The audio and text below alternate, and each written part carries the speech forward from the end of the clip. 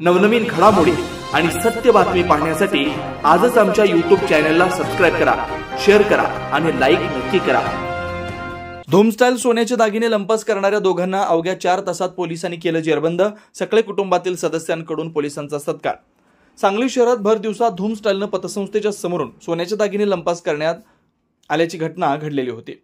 या चोरी प्रकरणी विश्रामबाग पोलिसांनी अवघ्या 4 तासात आरोपींना जेरबंद करत त्यांच्याकडून 13 तोळे सोन्याचे दागिने हस्तगत केलेत।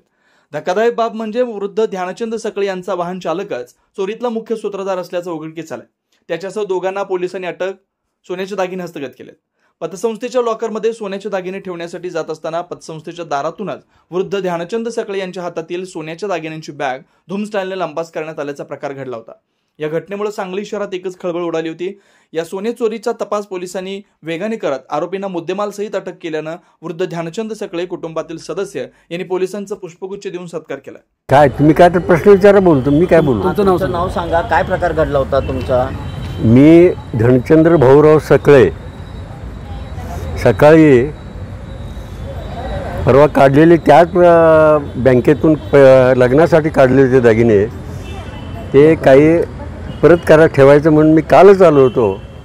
काल सुट्टी असलेलं मला माहीत नव्हतं। बँकेत येऊन परत गेलो मी आणि आज कसल्याही परिस्थितीत 10 वाजता बँकेत लॉकरमध्ये ठेवायचं म्हणून आलो। गाडीतून उतरलो, उतरून एक पाऊल तिकडे हलवून नुसतं गाडी जरा पुढे गेली तो पण पाठीमागेनं स्कूटरवाला आला आणि ते हातातनं पिशवी हिसकावून घेऊन गेला। काय होतं पिशवीत? त्या पिशवीत लॉकरमध्ये ठेवण्यासाठी दागिने होते, सोन्याचे दागिने लग्नासाठी काढले होते। ते सगळं ठेवायचं म्हणून मी घेऊन गेलो।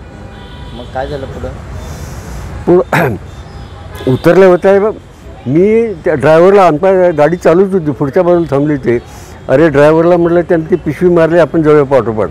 मग ड्रायव्हर आणि मी जरा पुढे गेलो माळी थिएटरच्या बाजूला। मग ड्रायव्हरने काय केलं, जरा पुढे गेल्यावर आडव्या रस्त्याला वळला तो। अरे म्हटलं इकडे का नेलास? तो म्हटलं तिकडे स्कूटरवाला दिसतो ते बघा, तोच आहे का बघा म्हणून त्यानं तिथून नेलं। म्हटलं परत चल म्हटलं आता, कारण चुकून जर पिशवी जर नेली असेल तो आणून देईल। म्हटलं आपण बँकेत जाऊया म्हटलं। तिथे आलो तो पण एकाने काय सांगितलं, तुम्ही वेळ घालवू नका, ताबडतोब पोलीस स्टेशनला जाऊन कंप्लेंट करा म्हटलं अगोदर। मग आम्ही आलो 10 मिनटात इथं आलो, सगळं सांगितलं। या लोकांनी आम्हाला धीर दिला, तुम्ही घाबरू नका म्हटले, आम्ही कसल्याही परिस्थितीत त्यांना हुडकून काढतो म्हटले। आणि अर्धा तासाच्या आत त्या चोराला त्यांनी पकडलं।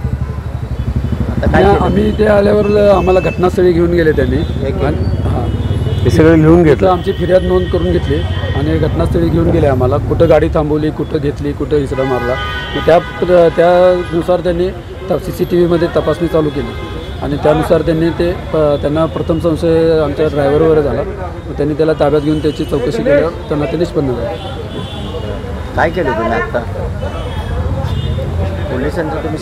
पोलिसांचा सत्कार केला, कारण इतकं छान त्यांनी आम्हाला क्विक ॲक्शन घेतली, जलद ॲक्शन घेतली। 1 मिनिट वाया घालवलं नाही त्यांनी। त्यांची जी यंत्रणा तक्रार झाल्या त्यांनी चालू केली यंत्रणा। सगळे ते कॅमेरा चेक करणारे लोक आणि प्रत्यक्षात जागेवर आले ते पोलिसांनी फुल कोऑपरेशन दिलं आम्हाला। आणि त्याचं आरोपीचं लोकेशन, त्यांनी कुणाला कॉल केलं होतं त्याचं लोकेशन, ते मोबाईल ट्रेसिंग करून सुद्धा त्यांनी खूप आम्हाला हेल्प केली। विश्रामबाग पोलीस स्टेशनच्या सर्वच पोलीस कर्मचाऱ्यांनी अतिशय चांगलं सहकार्य, तत्परता दाखवली आणि त्यामुळेच आमच्या आईवडिलांचं जे सोनं गेलं होतं म्हणून आम्हाला मिळवून दिलं। त्याबद्दल आमच्या परिवारातर्फे या सर्व पोलीस स्टेशनच्या सर्व कर्मचाऱ्यांचे आम्ही खूप आभार मानतो। तुमचं नाव सांगा आणि भावाचं नाव? माझं नाव सचिन धनचंद्र सकळे। हा थोरला मुलगा, हा धाकटा मुलगा संदीप धनचंद्र सकळे लहान। पुष्कराज चौकामध्ये एक वयोवृद्ध इसम, वय अंदाजन 87 वर्ष, जे आपल्याकडचे ज्वेलरी आहे ते बँकमध्ये ठेवण्यासाठी जात होते।